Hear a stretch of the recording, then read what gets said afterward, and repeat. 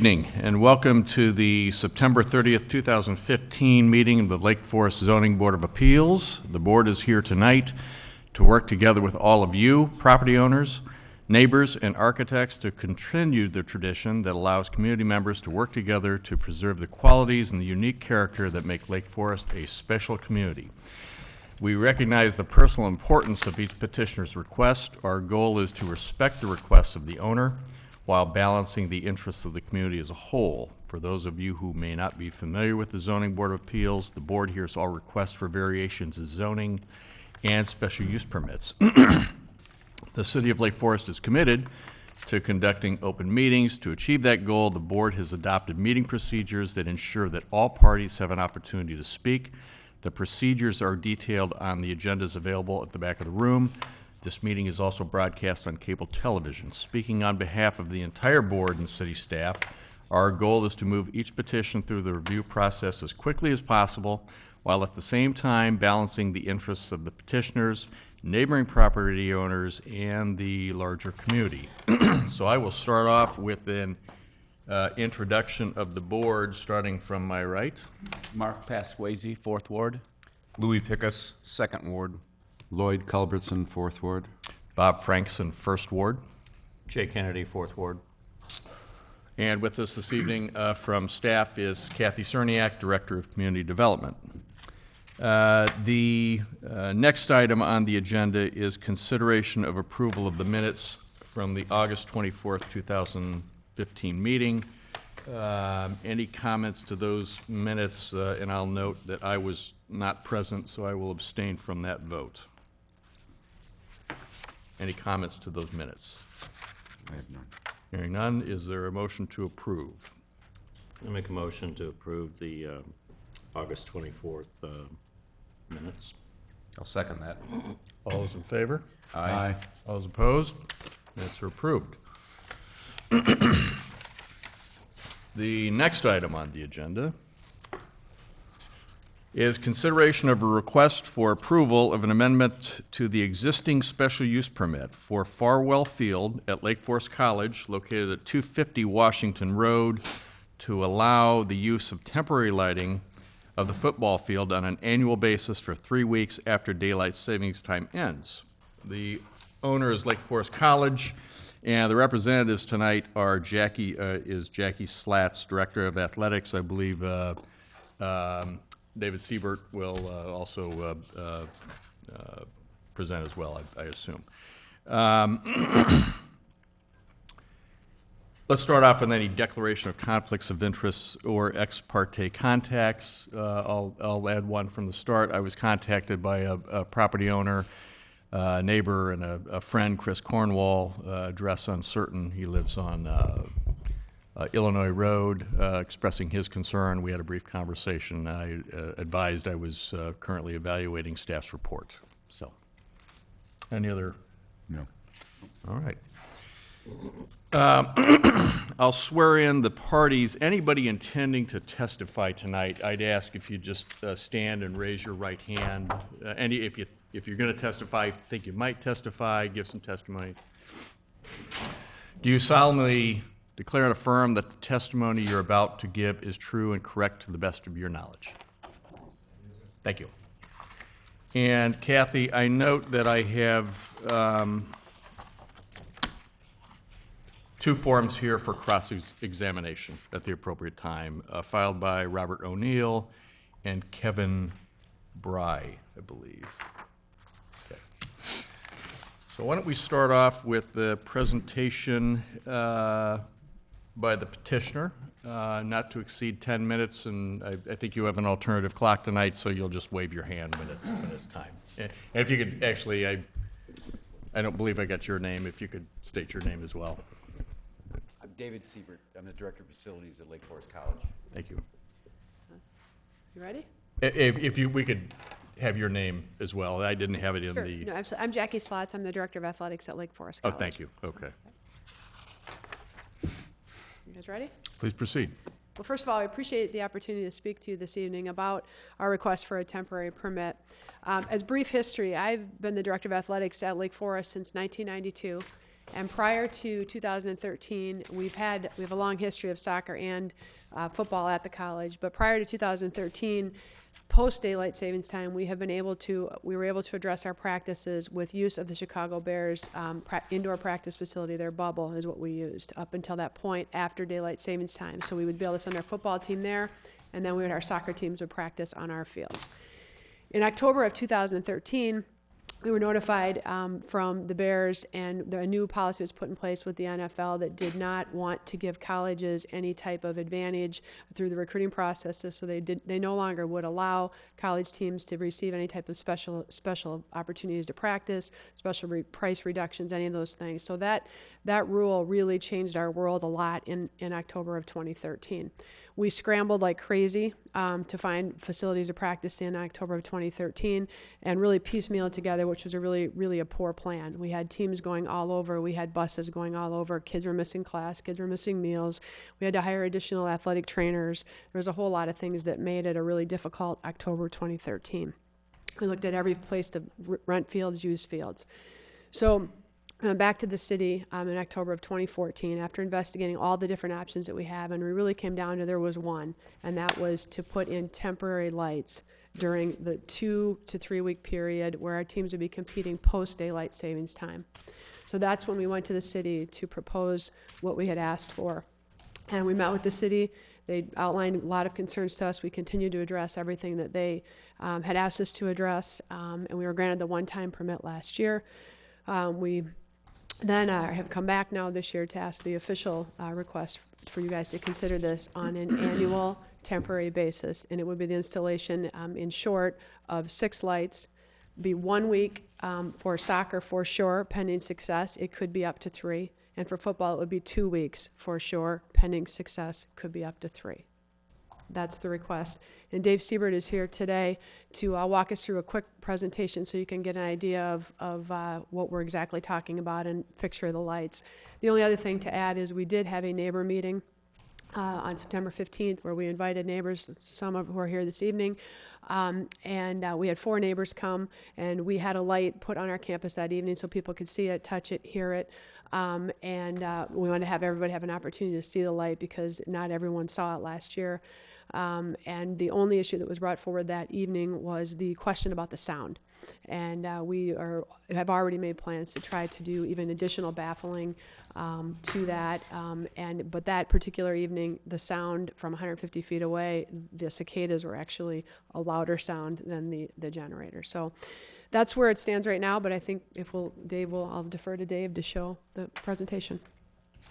This will just take a few minutes.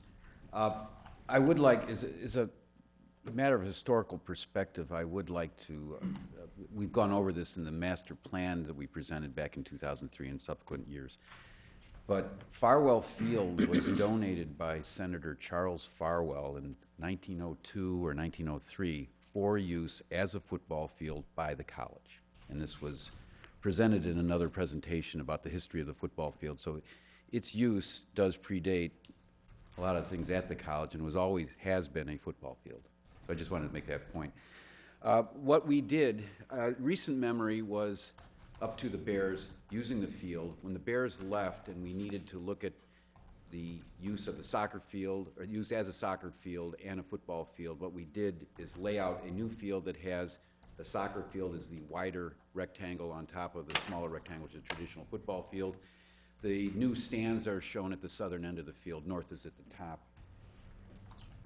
The light we're talking about is a portable light not used for game activities. It's shorter and it has about 1/3 of the lumens of a typical nighttime football field type of light. It's an aluminum mast that is retracted at the end of its use. It has a diesel engine on it, but as Jackie pointed out, when we had the device running at the neighbor presentation, it was difficult, if not impossible, to hear at the point where we were. The manufacturer says that it would, if you are standing next to it, it would sound something like a garbage disposal, at 20 feet like an air conditioner, and at 100 feet like a canister vacuum cleaner. They're portable, they're removable, and in relation to the actual bleachers, you can see that a 30-foot They're slightly smaller, shorter than the grandstand, slightly taller than the bleachers, and slightly shorter than the press box, taller than the grandstand. You can see this is a rendering we used when we actually proposed the new bleachers back in 2004. Thank you. This shows the placement of the lights on the field. They're going to be centered. One difference we had from a temporary use last year was we've added 2 lights. We've gone from 4 to 6. The reason we did that was because using 4 lights requires for the lights to be more horizontal in their illumination, therefore there's more fugitive light, less light on the field. By using 6, we can actually point them down and reduce the amount of fugitive light. This shows the relationship of the fields to the light from someone in a house facing the light. It doesn't address the people that may be behind it. It just is purely about the light. And it shows in this case that ranges in distance from 300 to 500 feet. Again, which is well outside of the distance that we had the temporary lights set up at our neighbor meeting, which was at a distance of 200 feet, and it was barely perceptible there. This just shows some of the landscaping along the field. This is a view looking north from Wildwood. The press box is behind the trees in the distance. You can sort of see a small piece there.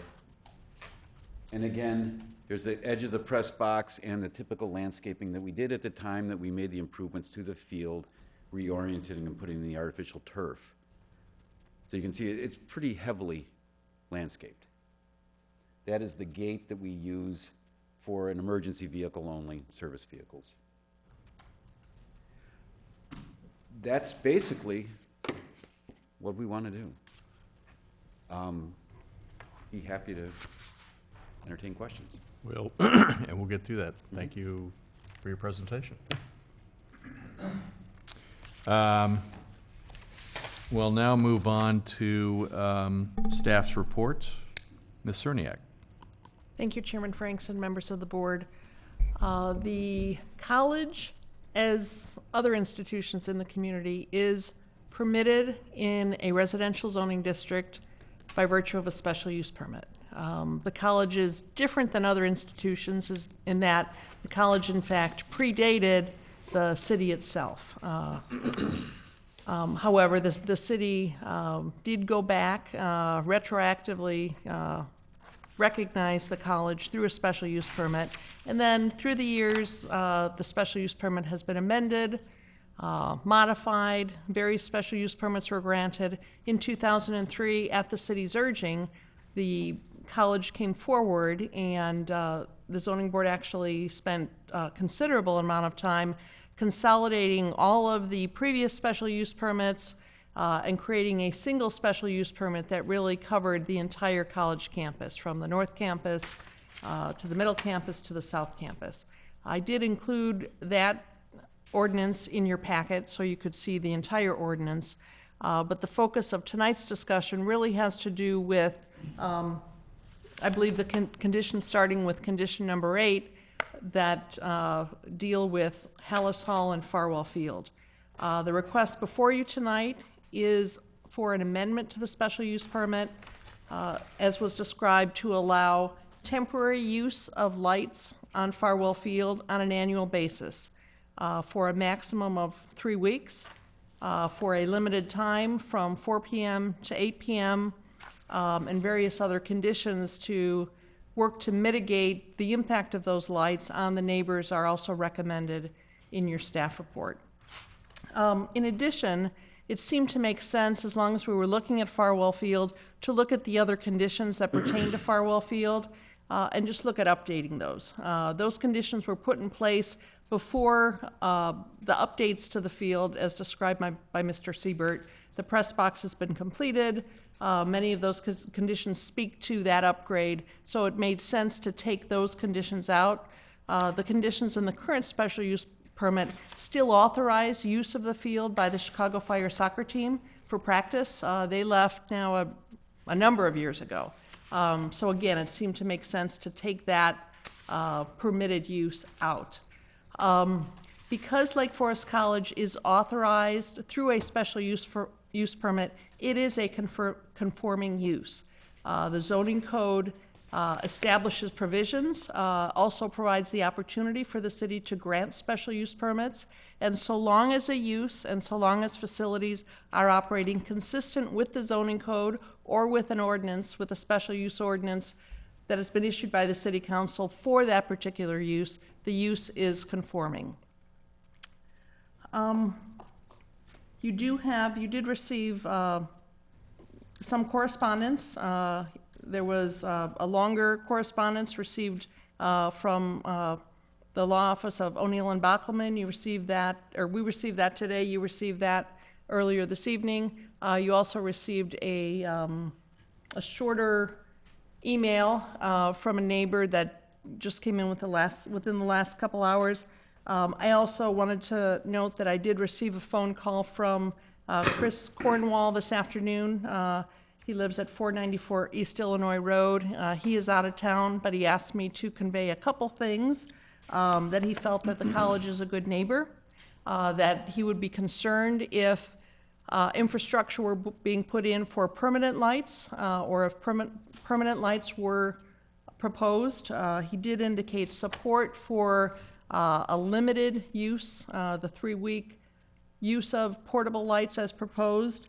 And he did ask me to note that his larger concern is noise, not noise, but music that's used during practices, and would be concerned about music being used during the practices during those 3 weeks, and wanted me to express that he also has concerns about music used during other practices.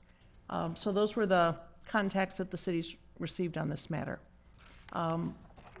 Bottom line, what the board is being asked to consider tonight is whether or not to forward a recommendation to the city council in support or in opposition to amending the existing special use permit.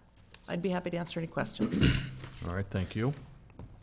We're going to move on to questions from the board in general, and I'm going to start off with a few. Kathy, refresh my memory. When the previous, call it the renovation to the field was done, when they put in the artificial turf and upgraded the bleachers, et cetera, was that 2003? Or when did that occur? And was that part of the previous special use permit revision? That was approved in 2003 through that special use permit, and then those improvements occurred pretty shortly after that. Same time frame in general? Yes. Okay. In your report, you have, well, you've got the language from the 2003 special use permit with kind of a red line. You've stricken out a whole lot of red line. In big picture, help me understand what you're trying to tell us there in that report, because it's just, for those of us who don't read red lines every day, it's a little confusing. Again, there's the immediate request before you was for an amendment to allow the temporary use of lights on the field, as described. Because we are looking at Farwell Field and because we are looking to amend that section of the ordinance, it seemed to make sense to look at the existing conditions that pertain to Farwell Field. Many of those had to do with the build-out of those improvements. So it seemed to make sense, while we were looking at an amendment, to make sure all the conditions pertaining to Farwell Field were up to date. So what I have done in the staff report is taken the conditions from that 2003 approval, struck out, black line, red line, whatever you want to call it, the areas that we believe are out of date, no longer are applicable. And then at the end of the report, we gave you essentially a whole new recommendation for conditions that would pertain to Hallis Hall and Farwell Field, keeping the still relevant conditions from the 2003 special use permit and adding in language pertaining to tonight's request. Does that help? So, well, yeah, so I think you're saying that the parts that are stricken were either not relevant or they were achieved, and now we're focused on the other pieces. Correct. They're no longer relevant, correct. My next question, I guess, could be probably answered best by the college, and that is timing for this approval. What is the, I mean, the process will kind of take as long as it needs to, but it's September 30th. Were you all hoping that this would be approved and enacted and put in place in time for the rest of this season? Or, Yes, we would hope that it could be this season. One of the mitigating factors, it's impossible, even if we try, what we found is even if we try to find fields anywhere within an hour, no one will reserve them. No one will reserve them ahead of time. You have to guarantee that you're going to use all these fields, and there really isn't, we don't really have another option. and I'm trying to, Yeah. daylight saving time ends, I'm not sure. November 2nd is when we would start using them, on that Monday, and I think it runs, the longest we would use them would be up until the 23rd, so 3 weeks would be the longest length of time we would use them. And how long has the college been kind of working on this endeavor, or heard from the Bears, or, I mean? Yeah, well, really the entire time. We did everything we could to look at what all of our options would be in terms of any facilities around us. We looked at all of those issues. We looked at different types of lights. And really the only light that is not a generated power light would actually be the installation of permanent lights. Yeah, I guess my question was more specific towards when you were notified that your previous arrangement was going to end, and how long has that been since we're going to have to do Okay, something? it was October of 2013 is when we were first told that the Bears would no longer, that the new rule was enacted. So in October of 2013, so that year, October, November, we tried to get everything we could to piece together the practices. Last year, we had the temporary lights on the 1-year use, so we were able to practice last year. And now this year we're back with the asking it for an annual. Thank you. I might have other questions, but I hand it to the rest of the board in any particular order. I guess I'll follow up on, I think, on kind of where Chairman Frankson was going. And in terms of what other options did you look into as an alternative to coming back here and Sure. asking for? Yeah, sure. We looked at all the area high schools: Deerfield, Highland Park, Stevenson, Lake Forest. We've used Deer Path. We have used Lake Forest High School lights. We have used Waukegan Park District, and we've looked at everything that we could put together. The complicating part in all of this is with 3 teams. You have a football team of about 100 players, and then a support staff of about 20 to 30 if you count managers, trainers, and those kinds of things. Then we have 2 soccer teams. So we have a men's soccer team and a women's soccer team. So all in total, you've got about 200 people that you're looking to find practice places for in the evening. And then our students are student athletes, so they have class until 4, and then we have evening classes.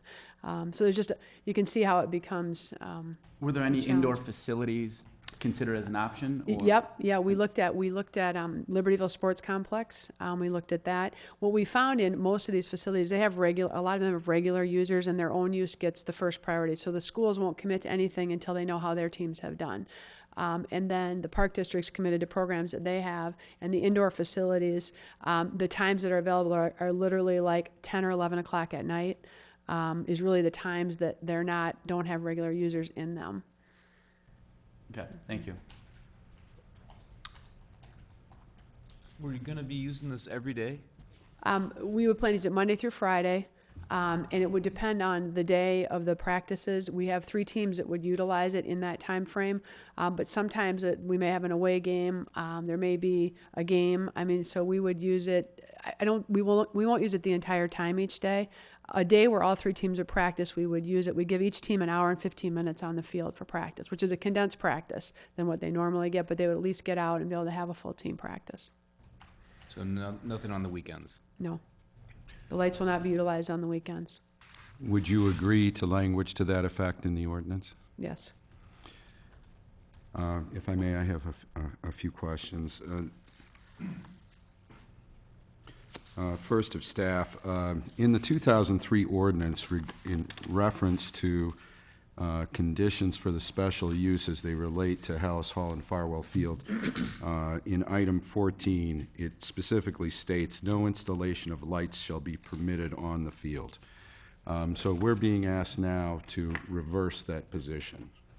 Is that correct? Yes. Ms. Slatz, in a September 30, 2014 communication to Kathy Cerniak, in which you were summarizing what your request would be for a temporary special use of lights, you state that the times for light usage would be between 4 and 7 p.m. And now, and then subsequently, the temporary ordinance was approved at 4 to 8 p.m., and that again is your request. What changed from your 4 to 7 request to a 4 to 8 result? And actually, it was in a conversation with the city about our requests on different areas, and Kathy suggested that it would be better for us to make sure that the lights could be off and put down, and not to push ourselves to the point that we would not be able to adhere to the ordinance. I mean, our plan is to be off the field as close as we can to 7:30, but there could be, I mean, sometimes in practices, you might need 5 or 10 minutes so 8 o'clock allowed us the time to get the lights shut off, put down, and put away. Had you previously thought you could shut down by 7 p.m.? Or? Well, we didn't know. We didn't have them. So we didn't. They're a little more cumbersome than we hadn't had temporary lights. And then once we had them, they got to be put up and down. It's not like it's just an easy process. So I think that was really what was a little more challenging. Where would these lights be stored? They'll be stored they'll be put down and they'll be pushed off to the side of the field. Again, back to your September 30, 2014 memo. The number of lights necessary to provide adequate lighting would be 4. I've heard the argument this evening that by using 6, you could contain quote-unquote fugitive light. However, you would agree that there would be also 2 additional generators generating noise as well. That's correct, yeah. Yeah, and we hadn't had lights, so we took, with the 4 lights that we had last year, we actually tried several different ways of moving them around to be able to make it safe enough, because they're not very bright. They're a third of the light of what a really lit field should be. The lumens on that are a third of what a standard 1 light would be.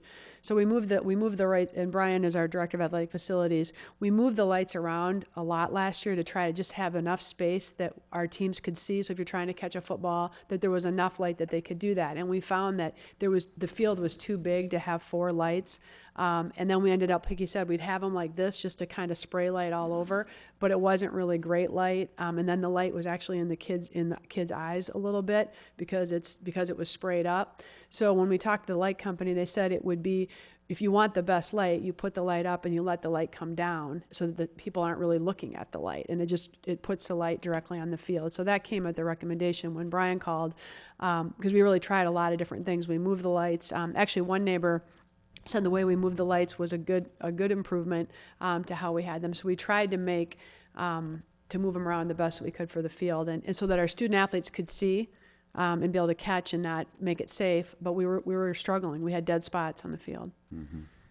Again, in your 2014 memo, you quantified the lumens at 440,000 with 4 fixtures. Do you have a similar quantification for the 6? That's per light. That's 440 lumens. One of those lights is 440 lumens. And a real light, like if you were to put a light at a field, it would be 1.2 million is lumens in one regular spectator light. So one light is about a third of what a well-lit field, if you were to look at West Campus at Lake Forest, like that light is about 1.2 million lumens. Are you going to be using fixtures with the same Exactly the lumens? same. It's Okay. exactly the same light fixture we had last year. 440 lumens, exactly the picture that you saw there. It's exactly the same light. So the overall light will go up by 50%, but your argument is that it will be contained directionally. Yeah. I mean, it'll go from 4 to 6, it'll go up. There'll be 880 more lumens of light with 2 additional lights on the field total. Correct. Again, the number of generators is going to go up by 50% too. Specifically, I see recommendations or suggestions that you will mitigate the sound somehow, but what specific measures can we count on for the Yeah. mitigation of sound? We're going from 4 to 6. I mean, so it's, 50%, and not quite that. But what we've been able to do is we're going to baffle the best we can. And Brian's talking about, we're actually going to use padding and matting to try to keep the sound as toward the ground as we can. So we're going to mat from the top up on the lights to try to baffle the sound down. Again, at the neighbor meeting where you could hear the lights, some of the neighbors said, I can't even hear it.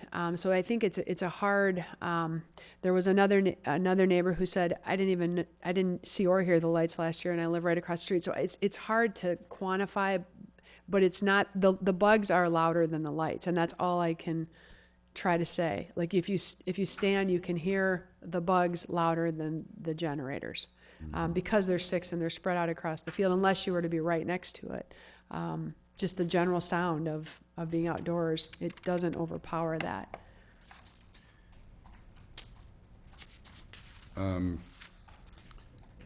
It doesn't sound like a terribly specific plan to me. but Yeah. Can Brian, Anybody so who Brian, go wishes ahead. to Yeah. respond?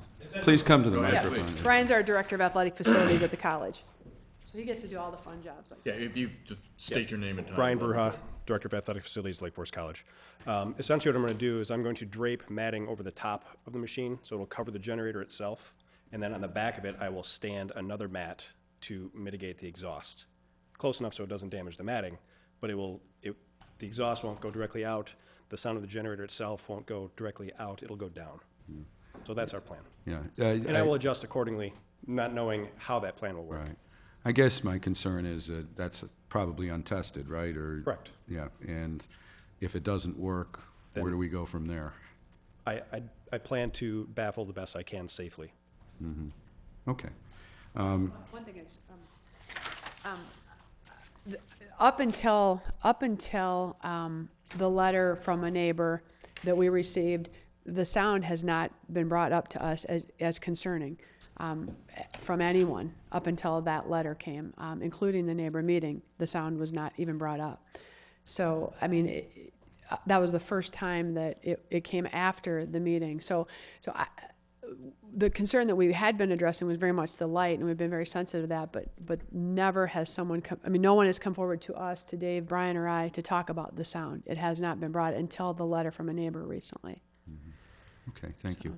The height of the light poles, I heard it estimated sort of between 19 and 33 feet. Is there a specific height, and can we incorporate a maximum height into the ordinance that Yeah. you would be agreeable to? The 30 feet. We'll put them up to 30 feet. And no more. So we can specifically, next year you bring in a different batch of generators and Yeah. they can go to 32. I mean, Yeah, you know, no, okay. yeah.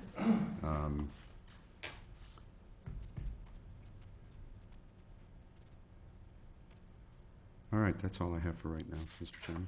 Thank you. Really just one question, regarding the sound. When you ran the test and you had the meeting with the neighbors and stuff, had you done anything to muffle it at that time? No. Or it was just Yeah, left as it no, is, the- and even then, the sound was It was left as it relatively- is. Yes, correct. It's hard to, it's kind of subjective, but. Well, and I think even the company, as they describe it, a vacuum cleaner, a dishwasher, I mean, it's sort of an air conditioning unit. I mean, it's similar. I think one of the things that, because the football field is so large, that I think the sound, it's not like they're right next to each other. I think if you had six generators sitting right next to each other, it might sound loud, but because the football field, they're spread out so far that they don't have that mass sound. I mean, you hear a little bit off of each corner, but you don't have it, they're not all coming from like the same direction. At least that's what the experience last year. And we went out and, I mean, we went out and practiced a lot, and we actually were pleasantly surprised with the sound last year, because we didn't have them, before that. Yeah, Yes, sure. I have a Go ahead, question. In your exhibit here, that indicates a specific distance, the closest house is to each light. It's done so in a way, which I understand, is from the house facing the light.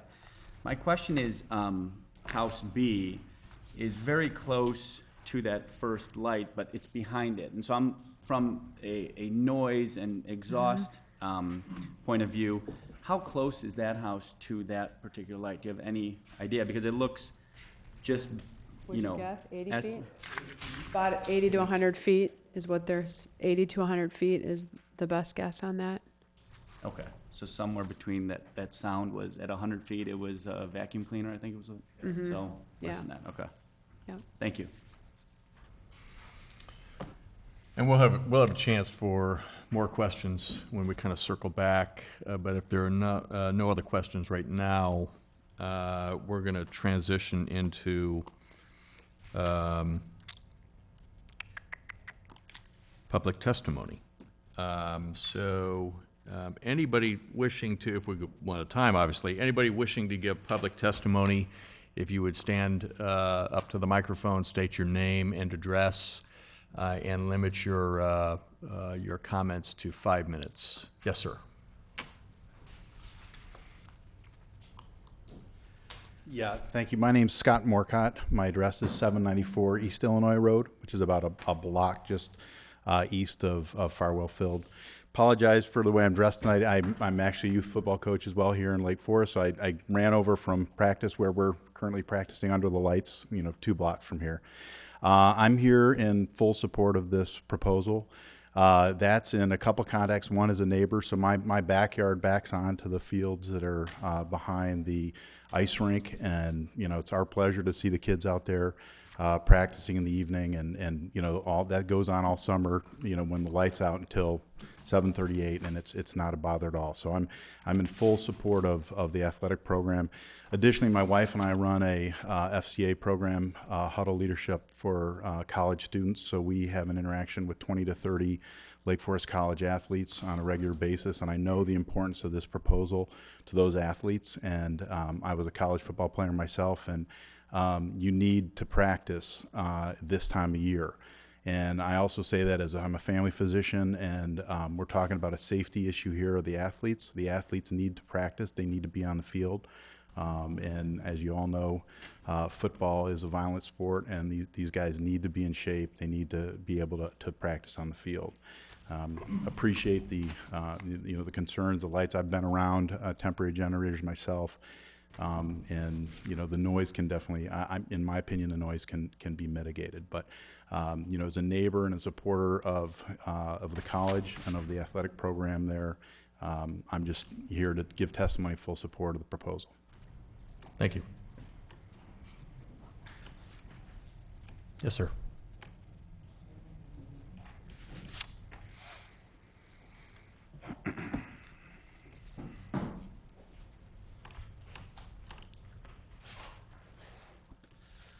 Mr. Chairman, members of the board, my name is Bob O'Neill. I practice law in town, and I'm here tonight with an associate of mine, Kevin Bry. And we're here representing Locke Walsh, who lives right across the street in the middle of the field where the lights are. The reason we're here tonight is because we sued the college last year. Last year, the college came and decided that they were going to try to get a special use permit without going through the process. We didn't like that. And so the outcome of that was that from now on, the college and the city have agreed that the college will go through the special use process, and that's why we're here tonight. I'd like to refer you to my hand-delivered letter this morning, this afternoon. Do you notice where I talk about the camel? You read that part? I said this hose. I meant to say his nose. So I apologize for that. But more importantly, the main thing is here. If you look at paragraph 1 of my letter, that is entitled Restrictions on Non-Conforming Buildings, Structures, and Uses. Land. The non-conforming use of land not involving a building or structure or in connection with which any building or structure thereon is incidental or accessory to the principal use of the land shall not be changed to any other use, except as use as permitted in the district in which the land is located. We've got a field that's in an R4 zoned area. You probably know, if you pay attention to the BRB, the city of Lake Forest likes to really control lighting in those residential areas. So you have to take that into account when you're looking at this, at the paragraph that I just talked to you about there. The property is zoned R4, which only permits residential use. The fact that the field is there is a non-conforming condition that the neighborhood grew up around, and that's okay. However, to now start changing the use to something different and more expanded does impact on the neighborhood. So where do you stop?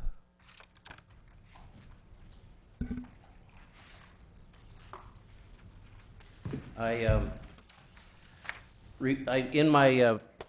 my package, I gave you 3 letters that my client Locke received from the neighbors in objection to, in supporting his position to object to what we're to those lights. Mr. Schiller, who lives at 555 East Illinois, provided me with a couple of photos that he would like me to share with you.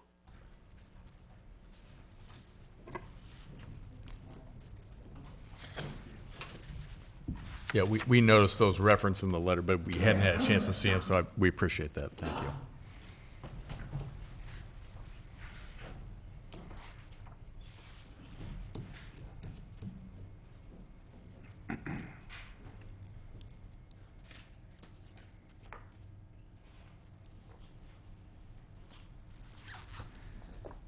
I said in my letter to you that you also have to consider the following provision of the code. No special use shall be recommended by the board or the commission for approval by the city council unless the board or commission shall find that the petitioner has shown the following. This is a test. The first one is, the establishment, maintenance, or operation of a special use will not be detrimental to or endanger the public health, safety, etc. We argue that the use of the field after dark could create a safety issue with additional people around the field. I think she said about 200 students. The residents should be able to expect to continue to enjoy their quiet and peaceful neighborhood without this additional non-residential use. Special use will not be injurious in the immediate vicinity for the purposes already permitted, not substantially diminish and impair the property values within the neighborhood. The existence of Farwell Field in totally residential area already allows non-residential uses into a beautiful residential area. The neighbors have a right to expect that the city will be more concerned about their use and enjoyment of their homes and properties than approving this convenience for the college. I believe the college has other options. Next one. The establishment of the special use will not impede the normal and orderly development and improvement of the surrounding property, including in business districts. The special use will not negatively affect on the overall character of the area. The college has the burden to prove that the addition of lights will not have a negative impact on the use and enjoyment of the neighboring properties. And if I could just interrupt you, I think we're at the 5-minute mark. If you could just kind of wrap up these. Okay. Well, if you look at every single test in connection with what they have to show, in each instance they can't do it. But the most important thing here is that the difference between what they did last year and what they're doing this year is different. To my knowledge, there was never a meeting which there was supposed to be by the city or the college to meet with the neighbors to discuss the season and how that worked with the lights for last year. There's never been such a meeting, to my knowledge. My concern is that we've got more lights, a higher lights in the air, and that's worse than it was last year, and they want to make this an annual thing. I don't think doing an annual thing is correct. Last year was supposed to be a test, and we didn't evaluate it. And now they want to move on to something like this and simply put more lights in at a higher height and make it annual, and we object to that. Thank you. Thank you.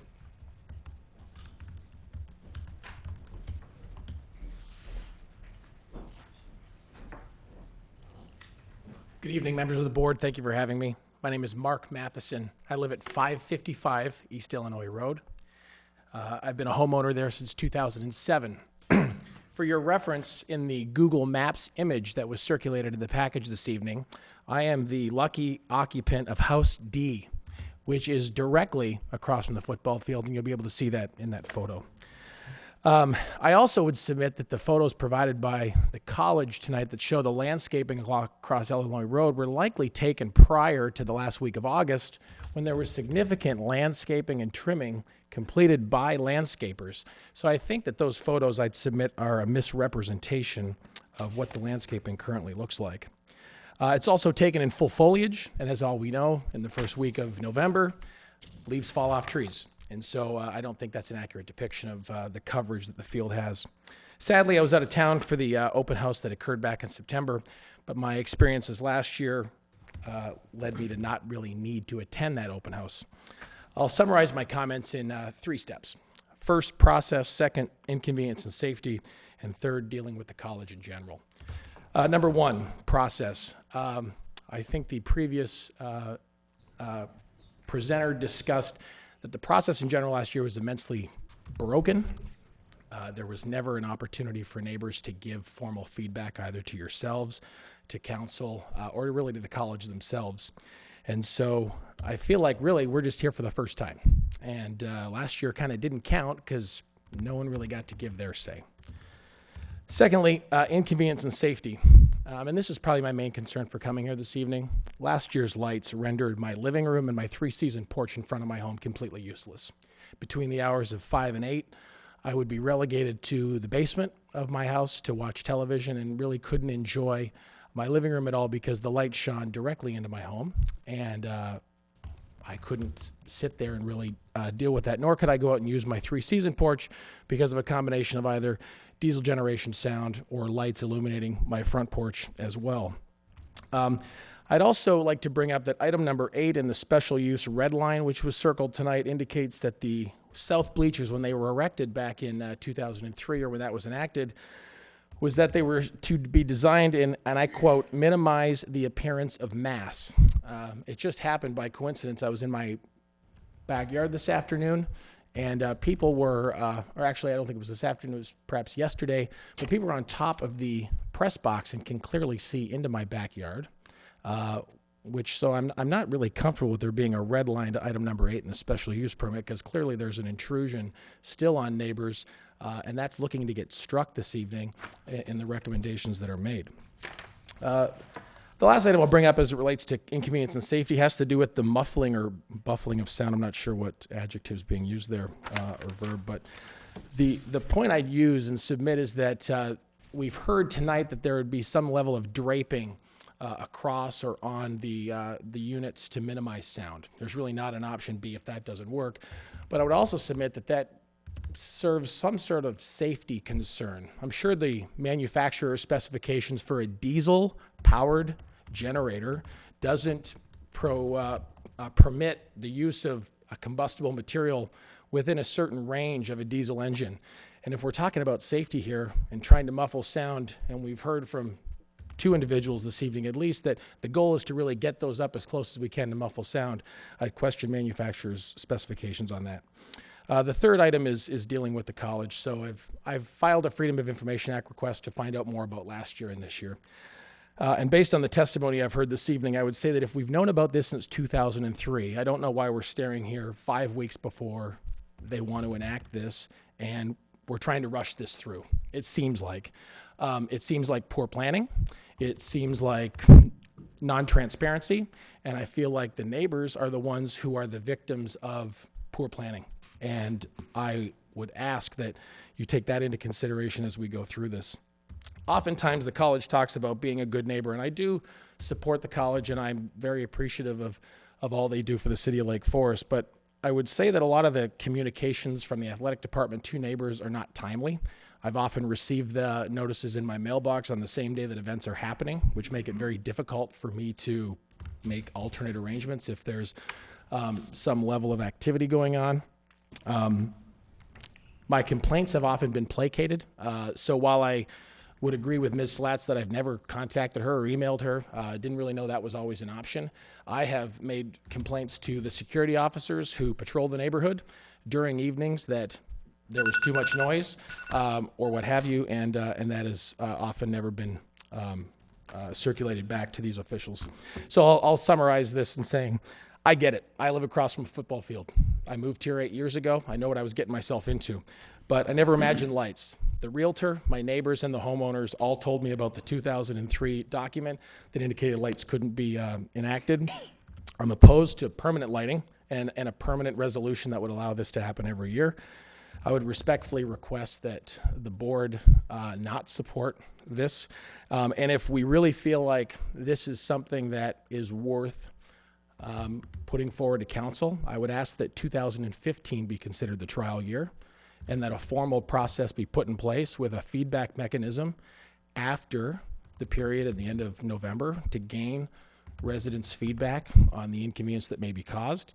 And I'd be happy to take pictures if these new lights impede in my enjoyment of my property and share those with the group. If they don't, I'm all for it. I would support it. But I feel like if we're going to move forward with this, 15 should be the trial year. Thank you. Thank you. Yes, ma'am.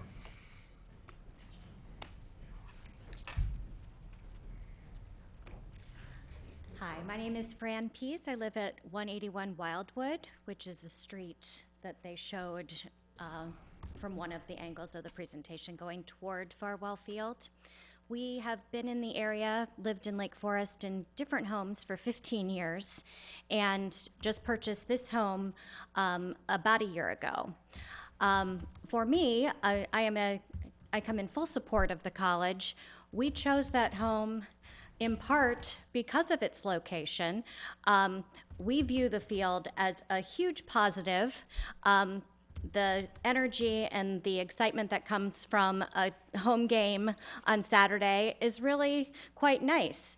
Some of the other presenters had some anecdotal information, so I will do the same.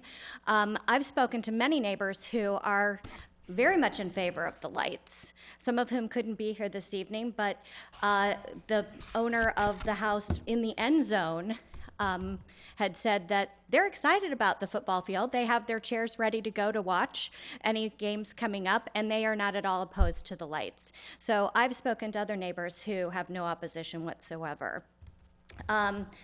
We all chose to buy a house near the college, near Farwell Field. So I think with that comes some responsibility that we came into this with full knowledge. The field predated all of us, and we knew of the area in which we live. It's not unusual for football fields to be lit in this area. We have a son at the high school. The lights are used not only on the west field where they have the football games, but also on the east field for field hockey, and that's in a residential area as well. A couple of missteps from what the other people I've heard. It was 2013, not 2003, that they had to make other arrangements. And I had ample notice from the college. I received a certified letter from them stating that this hearing was taking place, and that was at least a month ago. So I disagree with the others who said that they haven't received ample notice. At least in my year in that house, I've received ample notice. With full disclosure, I do work at the college, so I do have a vested interest there, but I'm here as a homeowner, and if something would interfere with my enjoyment of my home, I would not be supporting it.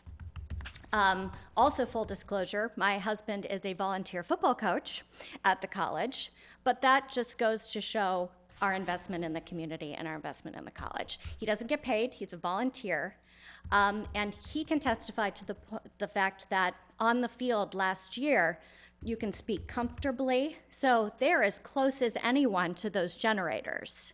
And you don't have to yell across the field to be heard. You can speak to the players as you normally would. Other neighbors have said that the lights didn't bother them, the sound, they didn't even know it was there. That's really all that I have to say, so thank you. Thank you. This gentleman's next. And then we'll come this way.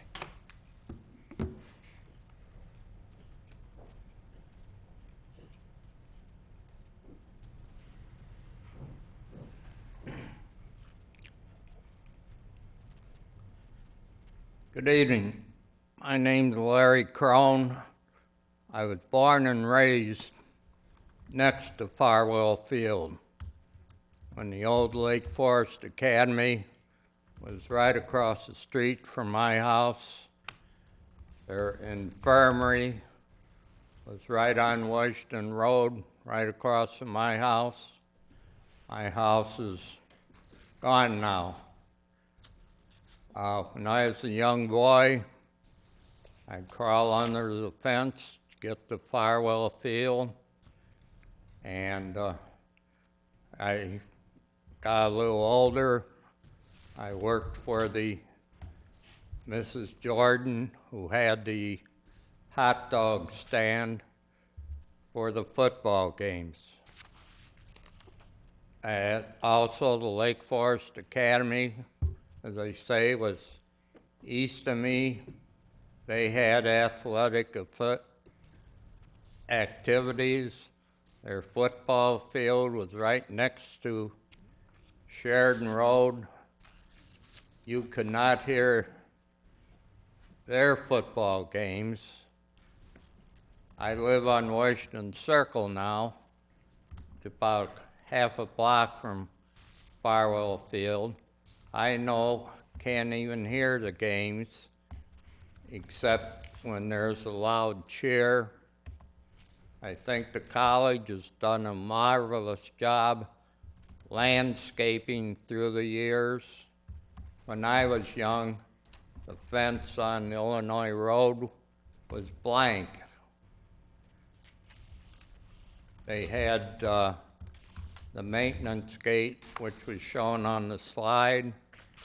They had a gate at the end of Wildwood and at the corner of Illinois Road. So you could get in, spectators could get into the field many ways. They had parking up against the fence, and at that time, the neighbors were all for college athletic events. True, they did not have lights.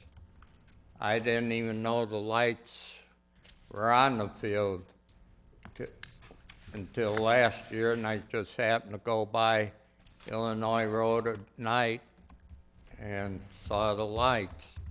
I thought, well, maybe they're just trying them out, and as the college says, they're only going to have, 3 games tonight?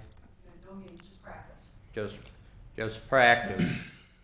These won't be permanent lights, and the landscaping, as I see, the trees are taller than the press box now, and the lights will be tilted towards the field.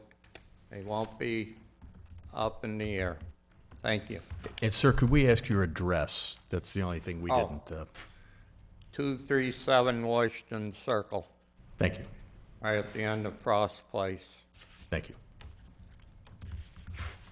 Yes, sir.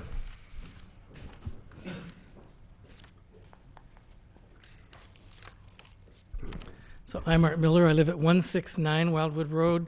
I also am retired from the college and am president of the Preservation Foundation. Lake Forest Preservation Foundation works to preserve the historic visual character of Lake Forest. And you could say that there's an issue about lighting, and we've been concerned about lighting, like the lighting that the city did that was not directed in any particular direction along Western Avenue north of Westminster, where it's just diffuse, and I have to put my hand over my eyes to drive along there so I don't hit somebody because it's glaring in my eye. This is like going to be directed down. It is not near the roadways. It won't bother people driving. I think it sounds like there are a neighbor or two, some that may have some specific issues that could be addressed, but I don't think that this, because it's 30 to 45 hours per year of lighting, is the kind of issue that affects the historic visual character of the community and of this specific neighborhood. The sound, I think it has to be figured out how they're going to baffle that, and I think I would be worried about fire maybe a little bit too, but I'm sure they can work that through with the manufacturer and some kind of material that isn't inflammable. I do think that the request is reasonable in that the numbers of teams that are involved. Many of us played athletics. Well, some of us older people played athletics, or back in an era when there were not as many women's sports as there are now, and the idea of participation for all students is emphasized and is good. I think you could probably imagine that this space is pretty much dead space 80 or 90% of the time for the people that live there, 24/7, 365 days a year. So they have the benefit of not having neighbors across the street. Neighbors across the street can have lights and things like that, and we have blinds on our windows to deal with the kinds of things that might come from other people across the way from us.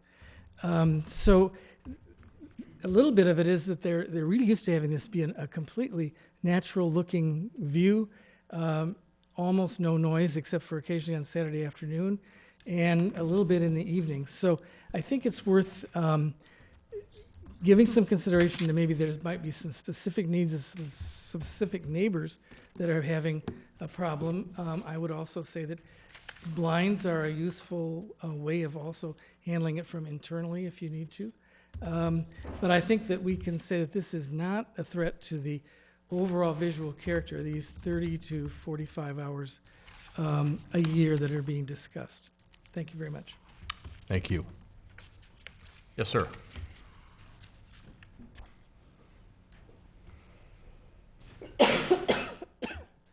Hi, thanks to the board. My name's Kevin Bry, B-R-Y. I walked in a few minutes late, and I apologize. If I contradict something that was said, just tell me I'm wrong. I was counsel with Bob O'Neill last year in the suit that challenged the temporary one-time approval that was provided. A condition of the withdrawal of that suit was that the city follow the zoning procedures and pertinent Illinois statute. And I understand that's what is being done tonight, and I appreciate it. Thank you. You know, in addition to the Lake Forest zoning ordinance, there's some relatively understood ideas that are legally applied to request for special uses. And those cases generally involve a standard that the use at the particular location is necessary and desirable to provide something that's in the interest of the public or will contribute to the general welfare of the neighborhood. I'd say respectfully that this request at its core is for the convenience and the benefit of the college and the students there, but is not intended to be, or by its nature, a benefit to the neighborhood. We've heard some people say they enjoy the football games, but it's not for the football games, it's just practice. And that really seems to be something that is only intended to benefit the college.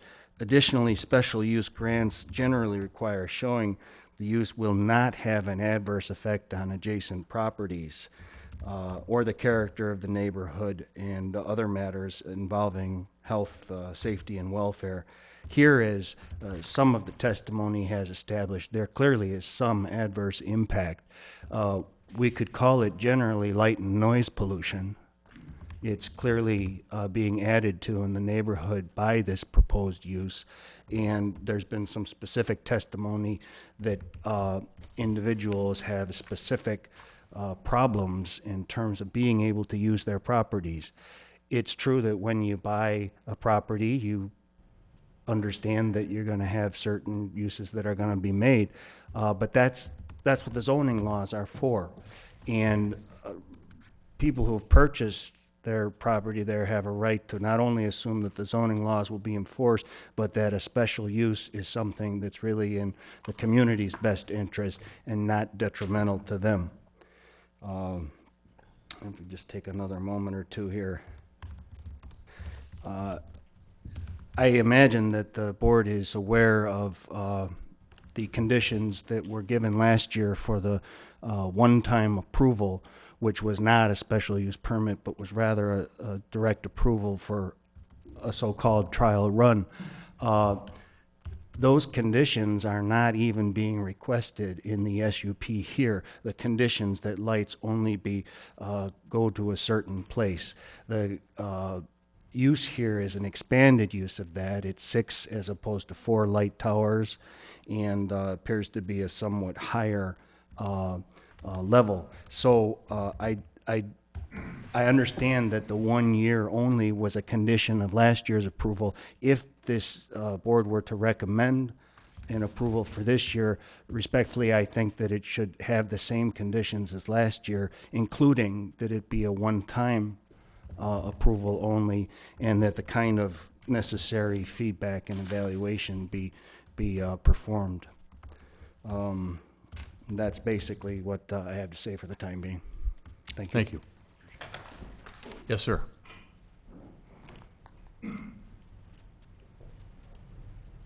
Good evening. I'm in a unique position because we talk about property values. If you could state your name and address. Sorry, Dean Tinty, currently 11-year resident of Lake Forest, moving to 524 East Illinois that we purchased less than 60 days ago, which is in the end zone.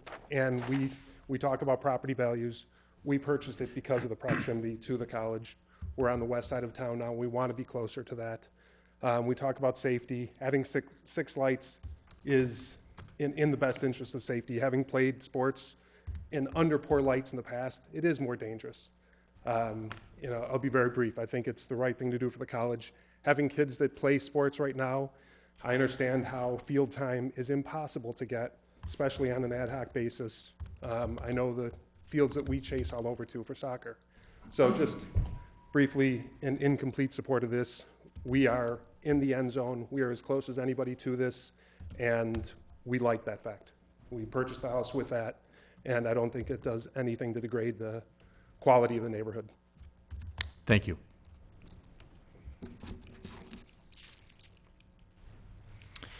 Is there any other public testimony? Anybody else liking to give testimony on this matter?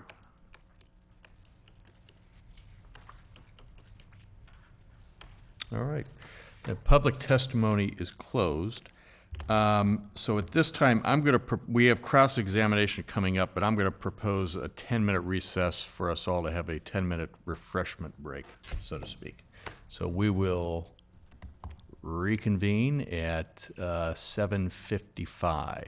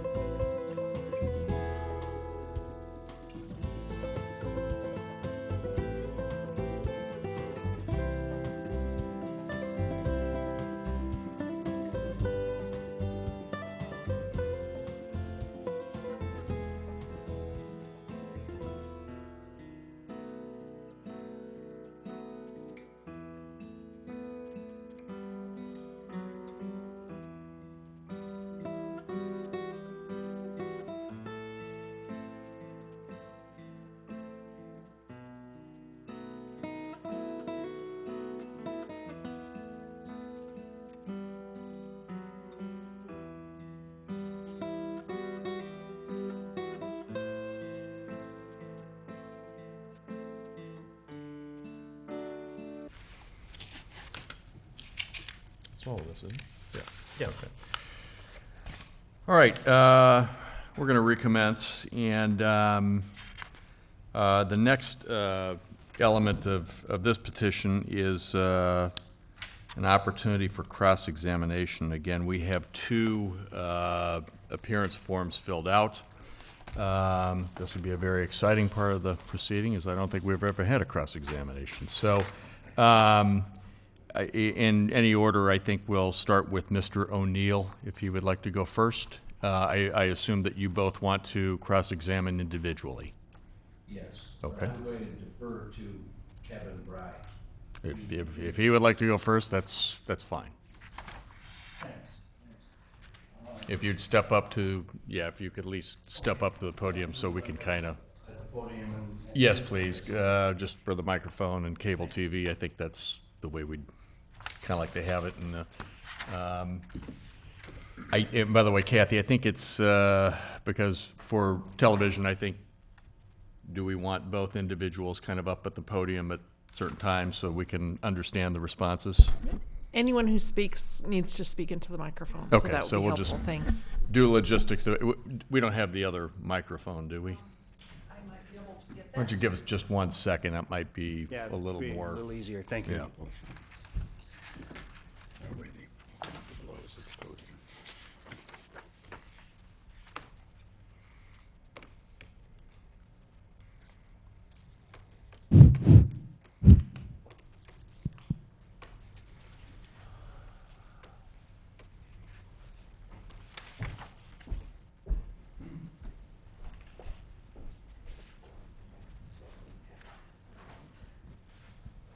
Do you want to test that and see if it works, Mr. Siebert? Okay, it works, fine.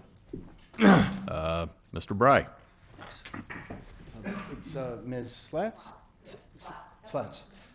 Thank you for being here and allowing me to examine you.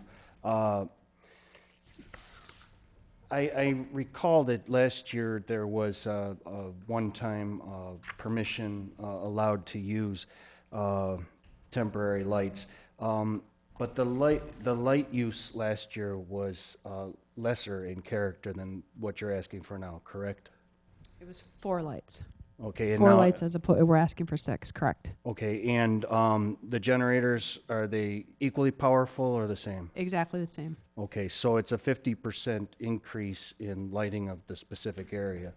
And they're also a little higher, would be higher this year, or would they be the same? They're the same exact light, same height. Okay, thank you. Now, there were numerous conditions that were given with respect to the trial use last year, correct? Can you elaborate on that question? Well, when Ms. Cerniak of the city allowed the usage last year, there were several conditions, correct? Yes, correct. One of them would be that it was only for practices, and that was followed, correct? Yes. I notice with respect to your application, there's a plan to take the lights down every evening after their use, right? Yes. And that would take, I take it, some time and some people to do that. Yes, that's And correct. if the lights were used until 8, then there would be a period of time in which they'd be taken down when the field would be in use and there'd be some light, correct? But practice would be, practice would be over at that point. Practice would be Yeah. over, but the lights would still have to Yeah, be taken until- down until after they were practice. taken down, correct, yes. So the usage would continue beyond 8 o'clock for a short period, right? No, we would shut the lights down. It's just how long it would take to get them down. I mean, Okay. to get, They can take them all down safely in the dark? yes. Okay.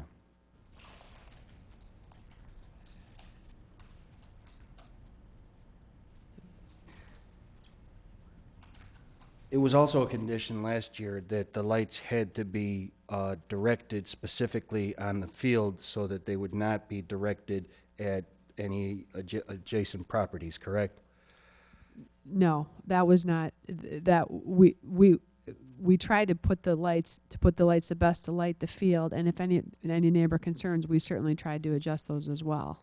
Okay, so There- you'll acknowledge then that for some neighbors, the lights may be facing their residences directly as well as the field, correct?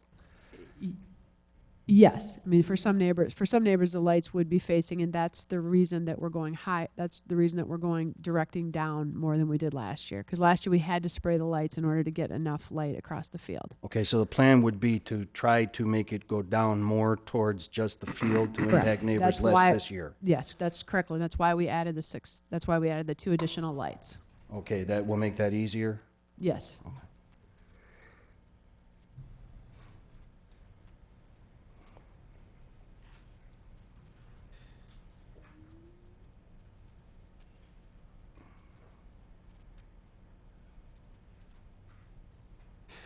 One of the conditions last year was that the college provide written notice to the residents adjacent to and across from the field of the dates that the lights were going to be used.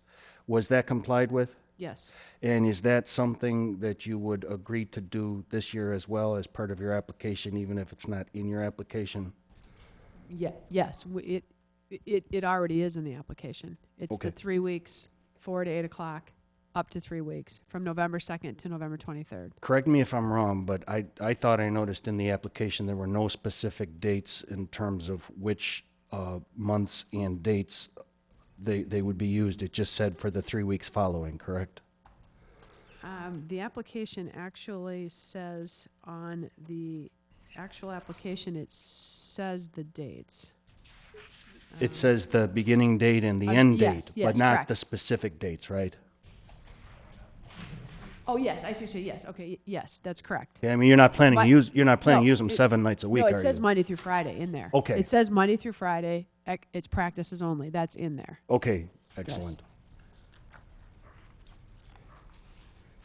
Now, this one-time approval last year contemplated the city meeting with the college upon the lights having been used to discuss the experience. Did such a meeting take place? I talked to Kathy Cerniak, and she asked me if we discussed if there had been any complaints or any feedback at all, and I reported there had not been. And when did you talk to her with respect to the feedback that was contemplated by last year's one-time approval? We talked toward when the lights were up. We had one conversation if I had heard anything or she had heard anything. We talked again in the spring about the timing of when we would present the information.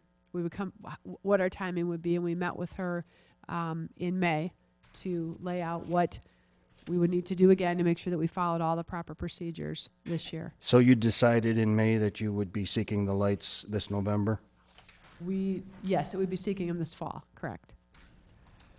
Is there any reason that you waited until August and September to inform the neighbors To inform them of their meeting date. of the proposed use of lights this year again?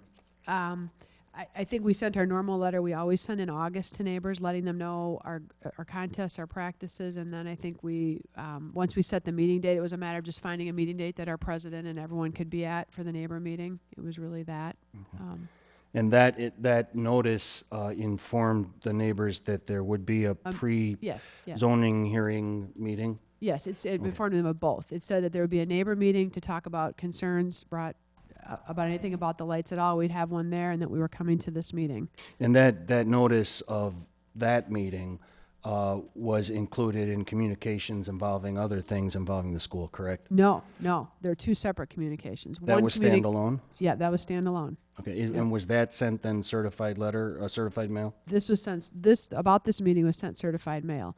The other letter that just invites neighbors to come to the games and schedules and things, that is not sent certified mail. That's sent not by certified mail. Right, so that other letter that was not sent certified mail dealt with other topics Correct. than the proposed lights this November, correct? Yes.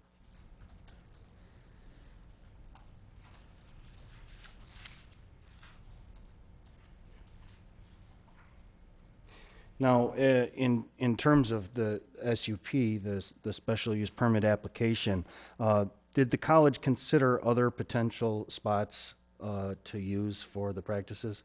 Other fields? Yes. Yes. Okay, and was that field located on the campus? No. Why would the college not consider, for instance, the field where they have softball games or the field where they have lacrosse and soccer as a place where lights could be put and the soccer team could practice at night? We practice on it's our contest field. That's where the soccer and football team plays their contest. So that is the venue that we generally always try to practice on. And so that's why we did that. That's a convenience to the student athletes? No, not necessarily. It's just, most teams practice, the ideal practice place is to play on the field that you're going to play on. Absolutely. As a former soccer player myself, and I'm then aware. with the weather, it's artificial turf or synthetic grass. And for safety, by the end of the season, the grass fields are really torn up. There's a lot of divots. There's a lot of holes. The best we do to prepare them. By the time it gets late in the season after practicing on them, they're not always in very good condition. So you would not want to put you wouldn't want to put student athletes on a poorly lit field with the grass in the condition it is in November. You could light the field appropriately for the use, right? Yes. Okay, and you could maintain the field so that it would not be unsafe, correct? Depends on the weather. It's really a tough one. If it's a really rainy day and there's it gets torn up, you can't repair the field in a short order. A grass field, the synthetic grass is always the same. And there's neighbors in that side too. So. And they wouldn't like it, possibly. Is that correct? Anymore. I don't know that. Again, I don't know that it'd be. We didn't. I mean, we could put 12 lights up and light both fields. I mean, we could do different things. We tried to, I think, be the least intrusive, and we felt like that was doing that. It also is much. It's safer, and there's also more trees and things protecting Farwell Field than there is on those other fields. So that was our decision. What about like municipal fields like South Park or other Park District property close by Sunset Park? Those are already lit, correct? Yes. Yep. And they potentially could have been used for the soccer team as well. And we looked at all of those. Our problem is that the lights have to be off at 9 o'clock, and they use them for all of their other recreation programs and facility programs. There were no hours available to us on those fields. We did use, in 2013, we used the high school a few times. We used South Park. We used Deer Path. We used everything we could get our hands on, and it was in the hours of, it was all over, and our students, it was really an inconvenience not inconvenience like they didn't want to do it, but it affected their missed class, their meals, our athletic, I mean, it doesn't work. So that was a main impetus of this request was the convenience of the students, right? Yeah, we would not, honestly, we looked to solve it in every way we could on our own. The last resort was to try to ask for the lights because we had no other way to solve it. And believe me, I met with the athletic directors at the high school. I met with, is there anything we can do to secure space? And the answer is no. I mean, we're at our mercy. They're like, find out if you're in. And I think I want to just make sure everyone's clear. So this is a maximum of 3 weeks. So our football schedule allows for 2 weeks for sure. Okay, so they will for sure play 2 of those weeks. Both our men's and women's soccer team will play 1 week. If they're in the conference tournament, they may have an additional week. If they're not, it will be 1 week. So theoretically, the football and soccer, the first week probably will use the lights, maybe perhaps the whole 4 to 7:30 or 7:45 time frame. But after that, it would need all 3 of our teams to win, which would be great, I mean, from the college perspective. But we would need all of them in order to continue that, because if one of the 2 soccer teams does not win the conference tournament, that would reduce the hours down right there. So it works. And then by that 3rd week, again, you don't want this because you want our teams to be successful. There's a chance by that 3rd week we're not using the lights at all because our teams have not advanced beyond the 2nd week. So I want to make sure I have the expansion of the proposed use with the application here as opposed to last year. I want to make sure I've got it correct. Last year, the use was only allowed till 7:30. Is that correct? We asked for 4 to 7 o'clock last year, and we used it. Yes, that was the initial request. And this year, it's a request till 8 p.m., correct? Correct. And we said before there's 6 lights now as opposed to 4. Last year. Okay. Same lights, same height. The efforts that the college made to get input from the neighborhood, that was not difficult to do, was it? No. Okay. And the college would be willing to do that after this season as well? Yeah, we do it all the time. If the letter that I send I send a letter annually to all of the neighbors, and it says, here's our schedule. We want to be good neighbors. We do a lot of things, I mean, that probably people don't even realize in terms of like, we don't let our teams practice before 8 a.m. on Monday through Friday mornings. I mean, these are things that we've tried to do to be good neighbors. We don't let, we never, and I want whoever, we never have music at practice, ever. The only music that played is at contest.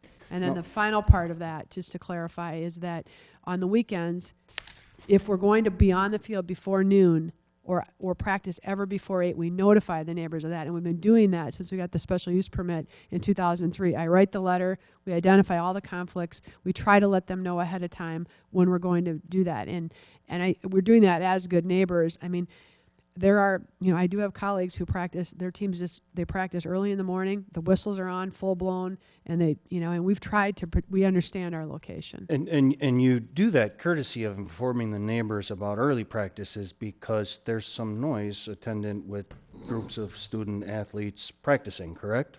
Sure. And that's true. That's true also if you're making use of it at night when you hadn't been before, correct? We still have always we still would have these additional weeks there'll be noise, correct? Right, and that's noise that wouldn't have been there before, right? No, but the reality is like one of our alternatives would be to start practice at 6 a.m. in the morning, let them do calisthenics, have whistles, be loud. As soon as the sun is bright, get them on the field, and we use all the fields. I mean, that's the only other alternative we would have, and then practice again later in the day until the sun.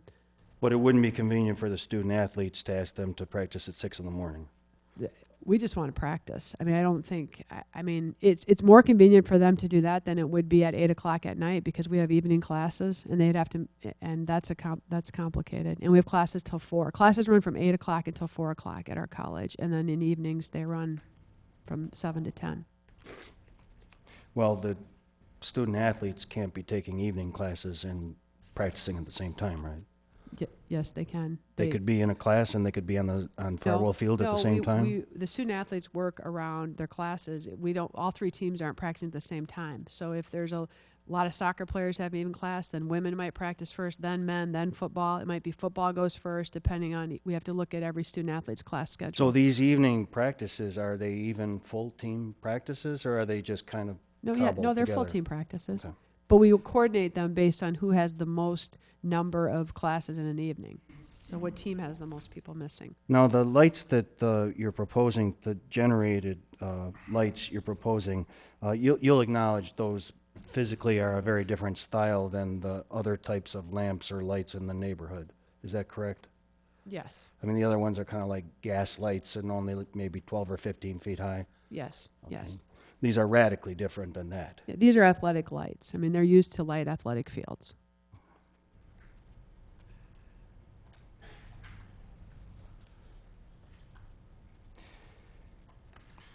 Has there been discussion of a request for permanent lighting? No. You want to wait and get feedback every year before you make such a request?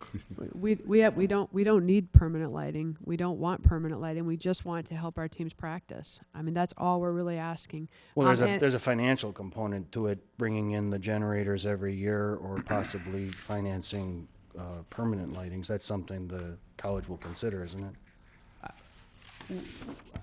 We're not looking to add permanent lighting. I mean, I think that's never been the cost of permanent lighting would be a lot more than generator lights. What to the college is the advantage of an application for a special use as opposed to an annual trial basis being renewed every year? Because we have to go through this every year. Well, you didn't go through this last year. We did, well, we asked the city what to do, they told us what to do, and we followed their orders last year. Okay. But the process last year, giving you a one-time temporary approval, was much less consuming than this process, is that true? Correct. Okay. I don't have anything else. I'm finished. Thank you. Mr. O'Neill, did you want to cross-examine? No, thank you. Okay, so So we have satisfied your cross-examination request. Thank you. All right. So now those were the only cross-examination submittals we had. Now we will move to final questions from the board to the petitioner or staff, or direction to the petitioner and staff to provide additional information. So it's additional kind of question time, additional info time for the board before we kind of head into our commentary. Any other questions that we have up here? I have just a couple of brief ones. Sure. To staff, under Lake Forest ordinance, special use permits can supersede R4 zoning. Is that correct? That's correct. The zoning code specifically allows the city to consider the issuance of special use permits. And in fact, after I did receive Mr. O'Neill's letter this afternoon, I was able to confer with the city attorney and get his opinion that, yes, he agrees with the staff's interpretation that, in fact, the college is not a non-conforming use. It is authorized by a special use permit and is operating consistent with that use, that permit. Thank you. I may be nitpicking here a little bit, but I seem to remember a dozen years ago or so, they changed the dates of daylight savings time.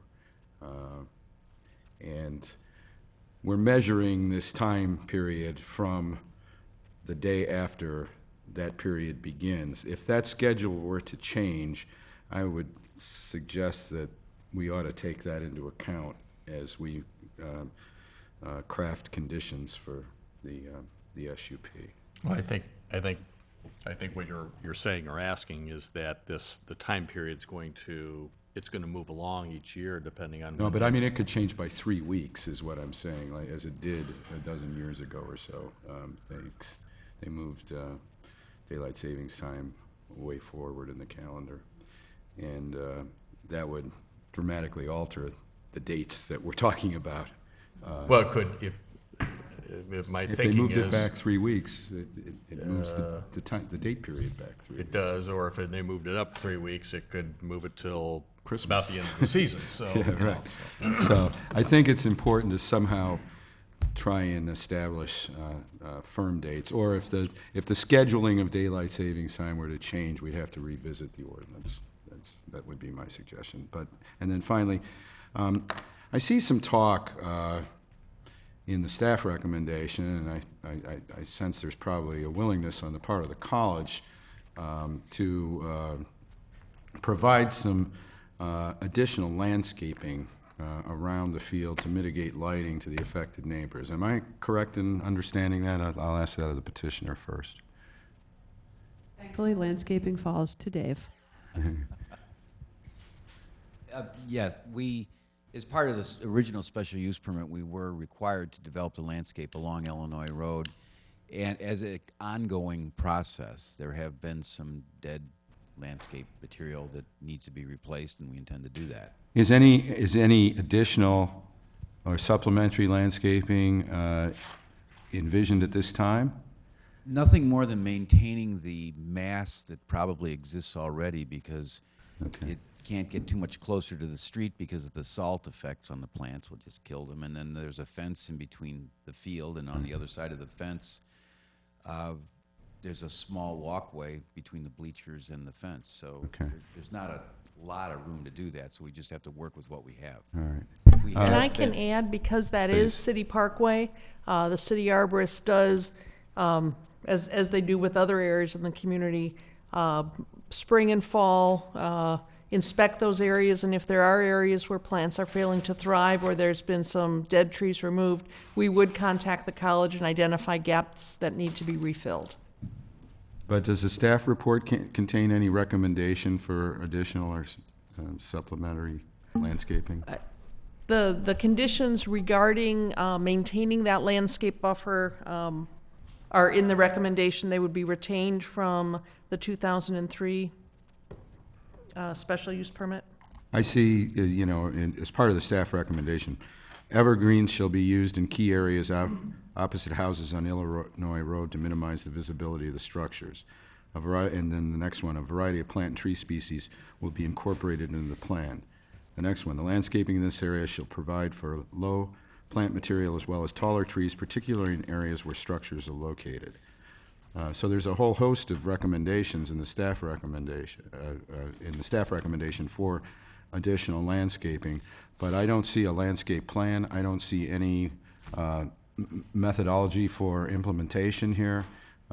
It just sounds There like was loose a talk. landscape plan that was approved as part of the 2003 improvements. Mhm. So those conditions actually went along with that landscape plan and require the enhancing, the maintaining. So it's really a continuation. At this point, the landscaping has been planted, and it's more a matter of assuring that as time goes on, the same level of density is still maintained. Okay, so it's a maintenance recommendation, not If I anything may, additional. the intent of the condition at the time was primarily due to some Austrian pines that have diplodia tip light that were sort of in a line and they've been dying. And so we have removed some and replaced, and the idea of the evergreens was to replace those that die as time goes on. Okay, So the understood. plan- My question was just, is there any additional coming forth? And the answer is no, as I understand it, beyond maintenance. Right. Thank you. That's all. All right. Lou? You took my question. Sorry. Are you sure? I mean, the question I have, I'm afraid it can't really be answered. It's too subjective, but I'd just like to have a better feel, like how bright is this light that's actually going into the neighbors? And I'm not sure how how you can answer that. But it also sounds like, if I understand it right, with the 6 lights, you'll be shooting much more down on the field, so whatever it was before will be substantially reduced. Is that? So, but I guess it's still, it's hard for me to understand what's really hitting the neighbors, but like I said, I don't think you can really answer it specifically. Yes. Actually, I please. do have a question for staff. This petition is for temporary lights on an annual basis. And I think some of the concerns I'm hearing today, or tonight, we're not sure how effective they may or may not be. Is there something some follow-up procedure we may have to effectively evaluate the lights, and if we approve this, some period after, working with the college, meeting with the neighbors, and seeing how effective these measures really were? I do recall with another special use permit, it actually was for Eloa Farm and had to do with some special events and lights and activity and various things. The Zoning Board of Appeals did recommend in that case a review after 1 year. In this case, it might be a review after, within 3 months of use of the lights. And then a brief report would be, could be presented back to the zoning board to just give you a summary of anything that occurred, how things went, the comments we heard. So it has been done in the past that there's really been a check back in with the zoning board. Thank you. Mm-hmm.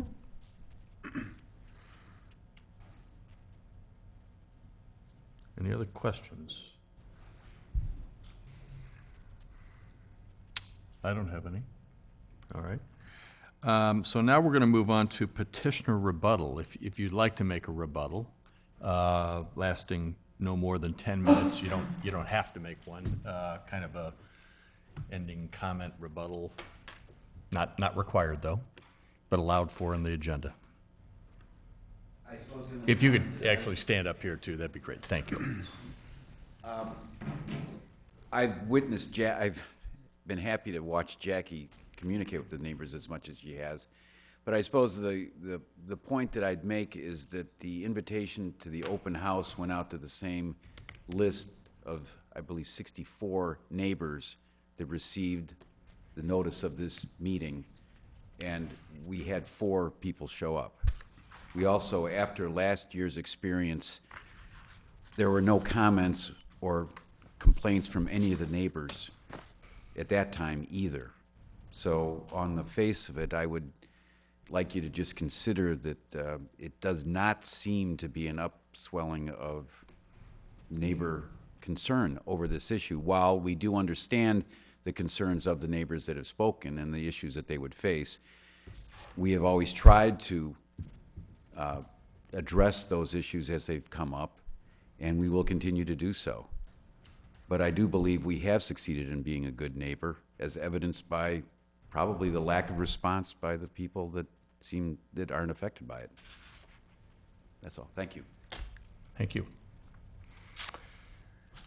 All right, staff response to public testimony. Kathy, anything? Thank you. There are a couple of points that I would like to clarify, Mr. Chairman.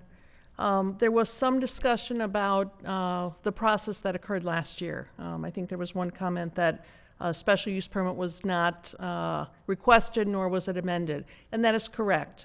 We had been in discussions with the college. We knew that there had been this change with respect to the opportunity to use the Bears Peyton Center for practices.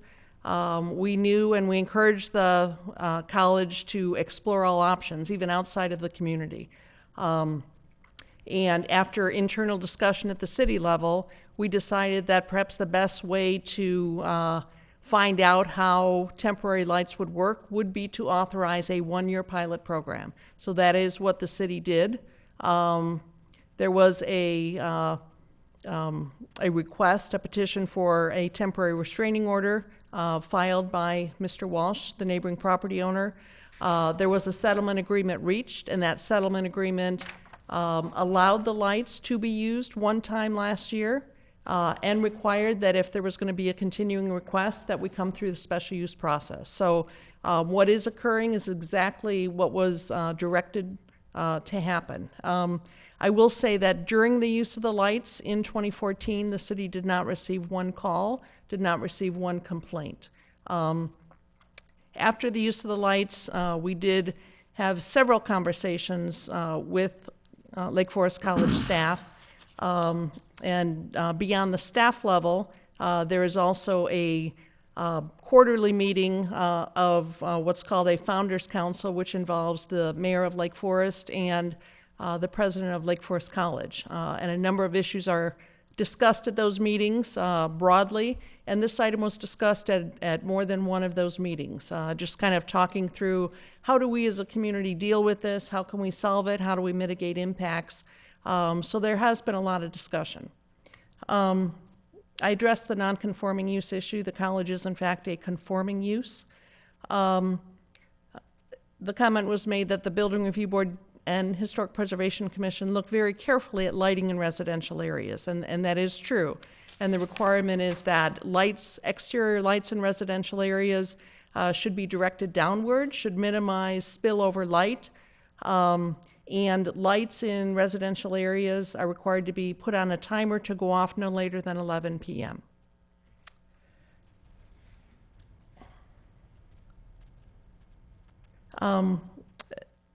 Special use permits, there was a comment that special use permits or amendments to those permits should be granted, should be considered in the context of whether they benefit the neighborhood or support the welfare of the overall community.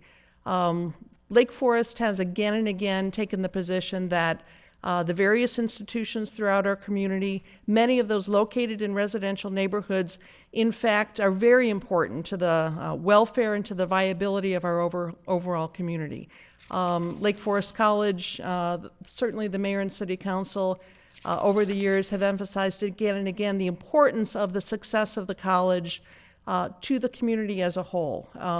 So I do believe that the city's position has consistently said that we need to support our special uses throughout the community. We need to allow them to grow and change as needs change. So by supporting them, we are supporting the overall community. And then I will just close by saying I've heard a couple things. I'll just throw out a couple of conditions if you choose to move forward with this that you may wish to consider adding. I heard discussion about no use of lights on weekend evenings, Saturday and Sunday evenings. That the height of the light poles themselves would not exceed 30 feet. I heard a request to perhaps consider a condition that would say if daylight savings time is changed, if we can work on the wording, but if those dates change, that significantly that this should perhaps be reconsidered because that could affect the length of the duration of use. And finally, a question was raised, just for your consideration, there could be a condition that speaks to within 30 days after the within 90 days after the period of permitted temporary lights is over, that a report should be provided to the zoning board at your public meeting or something to that. So that's suggestions of 4 additional conditions for your consideration. All right. Now we will move on to board discussion and comment. And actually, this is where I think we need to earn our dinner, so to speak. I'd like the board to engage as opposed to just one statement and, okay, what are we going to do? So I'd like some discussion up here and what you think and what you like, what you don't like, and we can go in any order you'd like. I mean, I'll start. I think the one thing, I think the petition as presented is reasonable, and the steps, even with the additional lights and, facing them downward to reduce the effect on neighbors. I think what I'm, I don't want to say struggling with, but contemplating is, determining tonight an annual basis for this this lighting. And so, for me, it would be some sort of way to evaluate. I don't know if it's another temporary 1-year approval or some sort of follow-up procedure to see how effective these measures are. I support the notion of perhaps extending the pilot program for another year. And I have a lot of reasons for that, so if you'll indulge me, Sure. I'll make a brief statement. Sure. The original ordinance in 2003 was particularly concerned with lighting. There are numerous clauses in that ordinance trying to protect the residential neighborhood around the campus from the lighting, and I'll just tick them off. The height of light poles shall be kept to a minimum. Lighting at the perimeter of the campus shall be compatible with the adjacent residential development. The overall intensity of light throughout the campus shall be reviewed to ensure that it does not have off-site impacts. A plan for reduction of lighting levels in the evening hours shall be established. All light sources shall be shielded from view. And then specifically speaking to the athletic fields, it says no installation of lights shall be permitted on the field. In addition to that, it says no mechanical equipment with internal combustion engines shall be used for the purposes of heating or watering. It doesn't specifically mention lighting because that's already been proscribed. But I presume you could extend that to temporary lighting as well. Now, I understand the need of the college, and I am willing to consider the petition. But I think there are certain conditions, some of which have already been mentioned, that should be included. Limiting the usage to Monday through Friday for sure. Light poles not to exceed 30 feet, yes. I would add to that limit to the 44,000 lumens per tower that was used on a temporary basis going forward. But I think, frankly, the college is still experimenting. We're going from 4 to 6 lights. We're going from 4 to 6 generators. And part of the temporary special use permit was to assess what the impact of that was. And now we're going to an even greater volume of light and of noise, potentially, and we're not going to allow for a period of assessment there. I think that's foolhardy.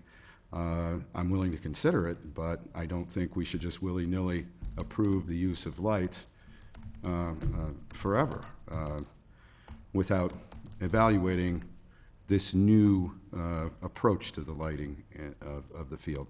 And then finally, I don't think there has been a satisfactory review process. I mean, it's given lip service in the ordinance, but I'm not aware of any real formal arrangement whereby the college, the neighbors, and the city staff can sit and actually assess what's going on with the lighting of this athletic field.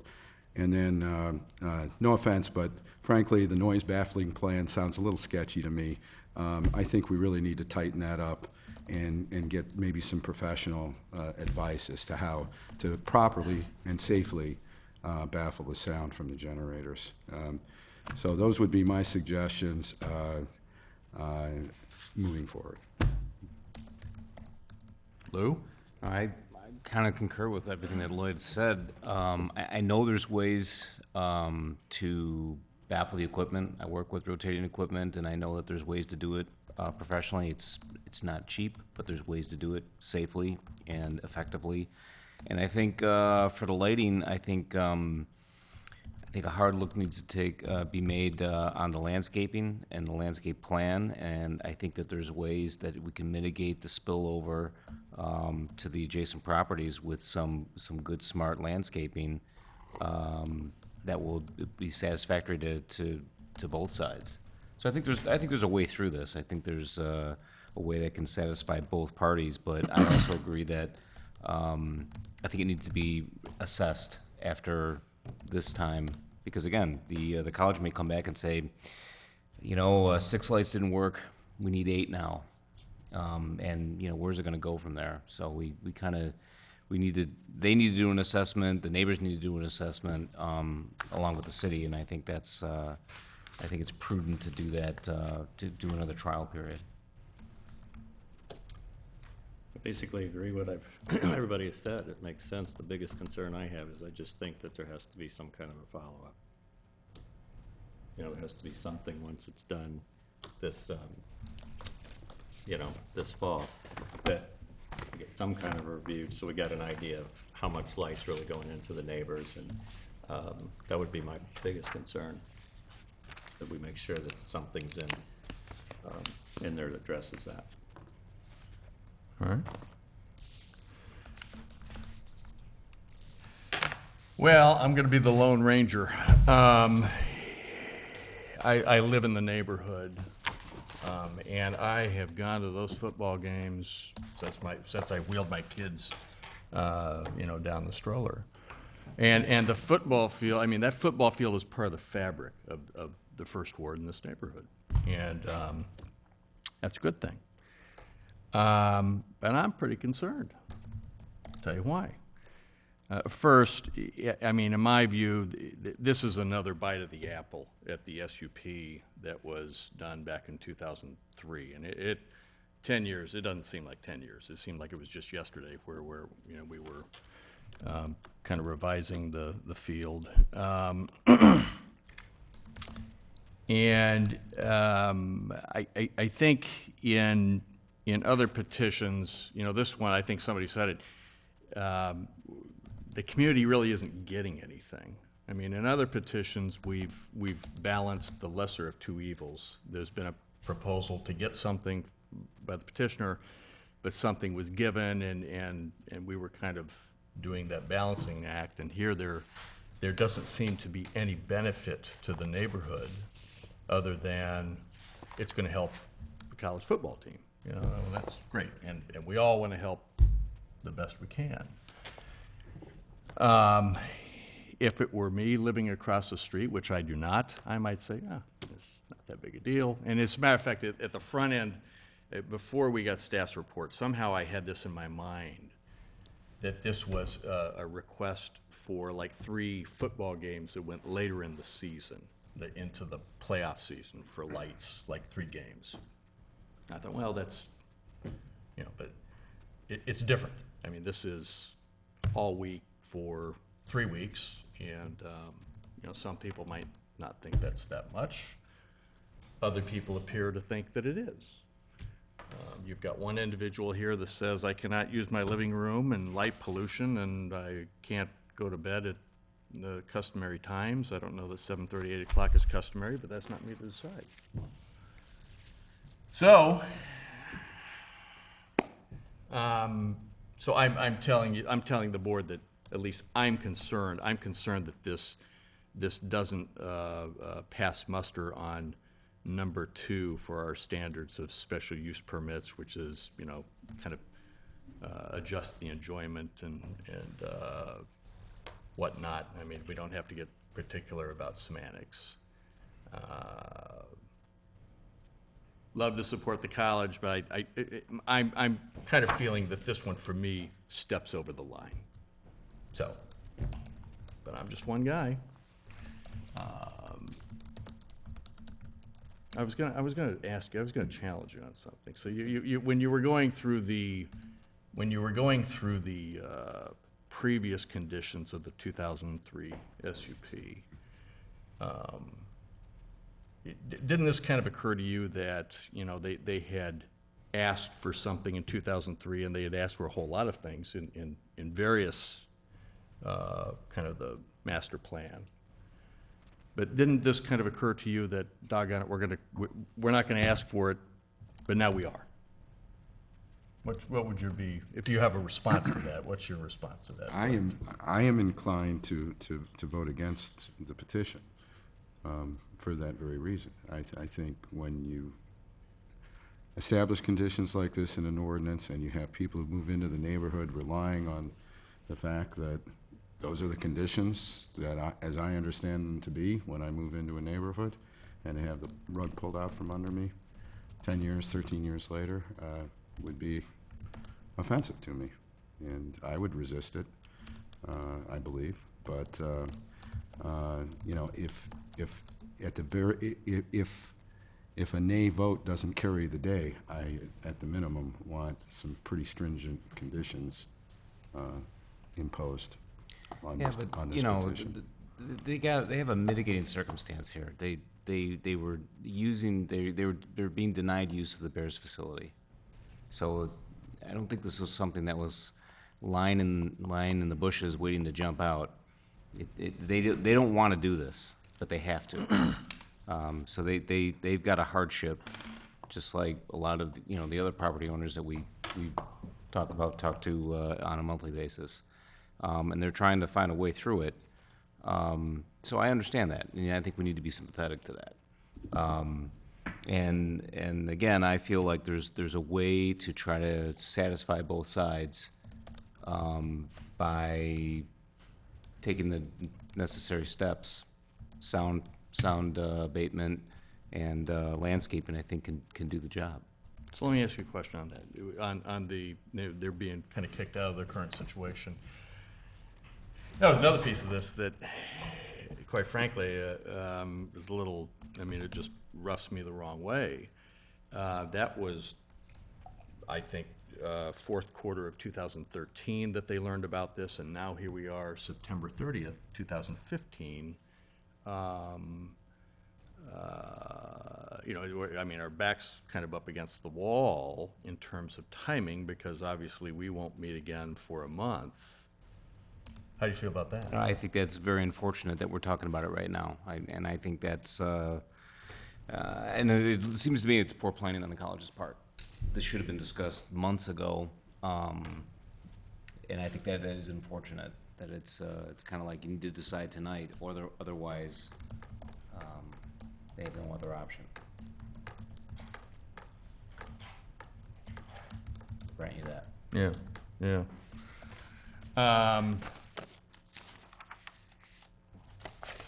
I can't read any more of my scribbles. That's just my opinion. I guess there's a number of ways we could go tonight. You know, just thinking about all of them, we could obviously make a decision tonight. We could conclude that there is more time needed.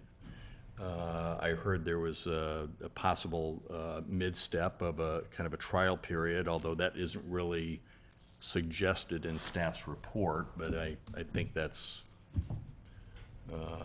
an idea.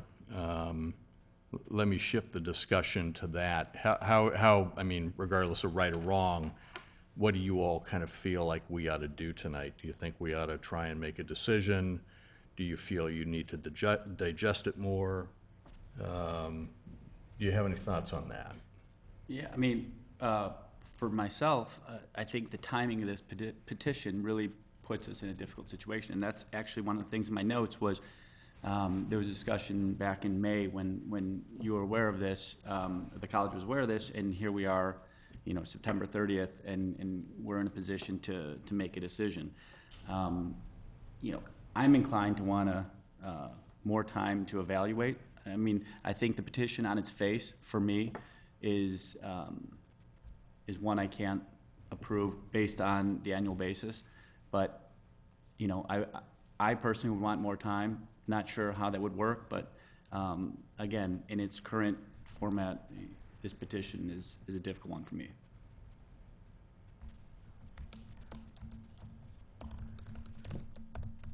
I mean, my leaning is I think I could, with some wording, however that wording is, that, you know, support it for this one time with some type of follow-up and assessment. For a one-year trial period, is that what you're? Or maybe it's just what we're talking about a month from now. So then after whatever it is, the end of November, there's some sort of an assessment, whatever that is, and it comes back to make a determination of do we allow it to happen the following year. I could suggest some language if that would be helpful for you to consider. But let's come back to that. Let us kind of, you know, hear what our thoughts are. I think we need to make a decision tonight, because if the decision is no, they need time to make alternate plans. And I think if we push it off another month and the decision is no at the end of October, then they're really scrambling.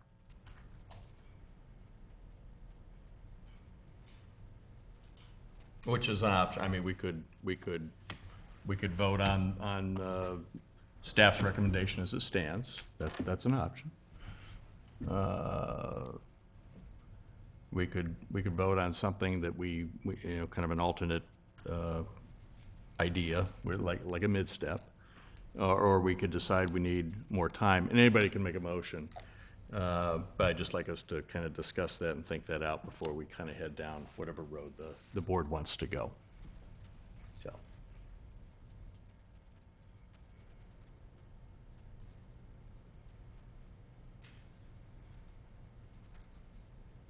I'm prepared to vote this evening, Okay. no matter what form the motion takes.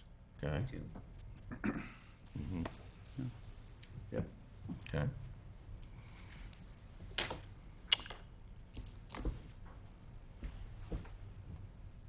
Well, anybody can make a motion.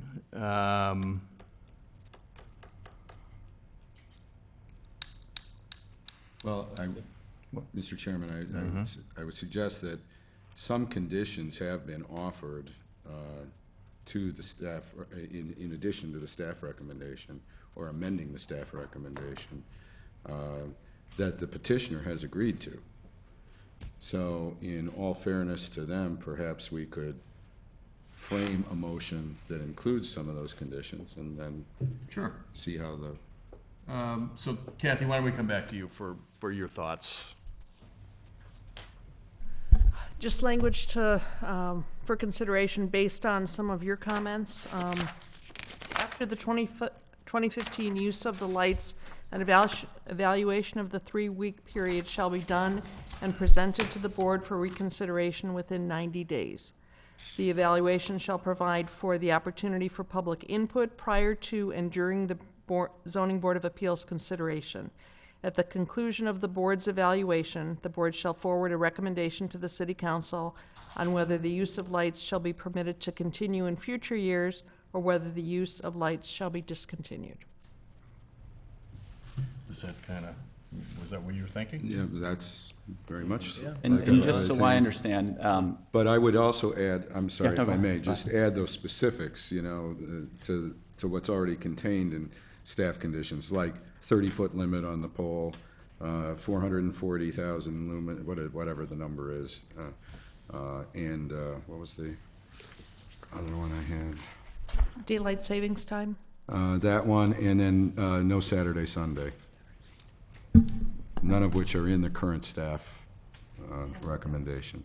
and then upon review, after this report is provided to us, we can make a change and decide not to allow these lights. That's correct? I would also suggest incorporating a comprehensive noise baffling plan, or a realistic noise, you know, some kind of professionally advised noise baffling plan for the generators. Board Member Pasquesi, yes. Based on the condition wording that I presented, rather than, this matter, tonight you would still make a recommendation that would go to the city council, but one of the conditions you would be recommending is that this comes back to you within 90 days, if that's the right amount of time, so that you're not up against the wall next year, and that you reconsider all the factors, you evaluate what worked, what didn't work, the impacts, and then you would again make a recommendation to the city council. This is working, continue it. This worked, but these things need to be changed, or this doesn't work, discontinue it. And to do all that with sufficient time to make sure the college has time to plan for 2016. Thank you. Could I ask you to read back what you, I don't need everything, but the main body of what you wrote? I'd like to hear that again. Do you want all the conditions that have been added? The evaluation. The part that you just kind of read to us. After the 2015, and this isn't worded perfectly, That's but fine. after the 2015 use of the lights, an evaluation of the three-week period shall be done and presented to the board for reconsideration within 90 days. The evaluation shall provide for the opportunity for public input prior to and during the Zoning Board of Appeals consideration. At the conclusion of the board's evaluation, the board shall forward a recommendation to the city council on whether the use of temporary lights shall be 1, permitted to continue, 2, permitted to continue with further modifications, or 3, whether the use should be discontinued. Okay. On the side of kind of erring towards trying to accommodate everybody, I think I can support that. We're not giving a perpetual annual approval at this point. I mean, it gives us a straight-faced opportunity to kind of come back here and see if what was done was actually what was stated was going to be done, and if it has really bad injurious effects. I think it's kind of getting over the line for me on that one, and we couldn't get all the way there tonight, but I think that's a reasonable next step. I'm still concerned, but I think I can support it. With your permission, may I move the motion? Please do. So moved. Need a second? Second. All those in favor? Aye. Aye. All those opposed? Motion passes. Thank you very much for everybody's testimony. We do appreciate it.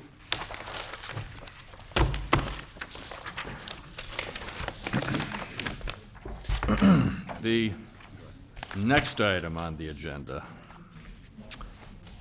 is the opportunity for the public to address the Zoning Board of Appeals on matters not on the agenda. Is there anybody wishing to address the ZBA on any other matters not on the agenda this evening?